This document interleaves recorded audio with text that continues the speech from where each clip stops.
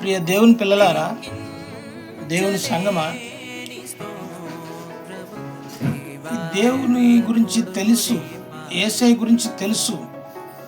ఏదో చిన్న చిన్న బాధలు రాగానే ఆ బాధలను బట్టి ఆ బాధలే గుర్తుకు వస్తాయి చాలామందికి. ఈ అప్పు ఉంది, ఈ అప్పు ఎట్లా తీరాలా, ఈ బాధ ఉంది, ఈ బాధ ఎట్లా తీరాలా, ఇది ఎట్లా పోతే తీరుతుంది, దీనికి ఉపాయం ఎట్లా చేయాలనే ఆలోచన ఉంటుంది. కానీ లేదా పాస్టర్ చెప్పాడు బాధలన్నీ పోతాయి, చర్చికి పోతే అనే మాటలు గుర్తుకొచ్చి పాస్టర్కి ఫోన్ చేయటం, అయ్యా బాధలోనే ఫోన్ ప్రార్థన చేయమంటాం, అవి చెప్తారు. కానీ మనం చేద్దామని ఉండదు.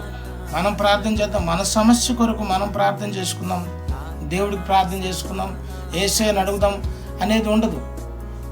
ఎంతసేపటికి వాళ్ళ భారమే బరువు అయిపోతుంది. వాళ్ళ భారం వారికి బరువు అయిపోతుంది. ఇక ఆలోచనలు మారిపోతాయి. ఇక చూడు, దేవుడు మత్తయి సువార్త 11:28 ఏం మాట్లాడాడంటే, ప్రయాసపడి భారం మోసుకొచ్చు సమస్త జనులారా మీరు నా ఎద్దకు రండి, నేను మీకు విశ్రాంతిని కలుగజేస్తానని చెప్పాడు. అది చెయ్యం మనం.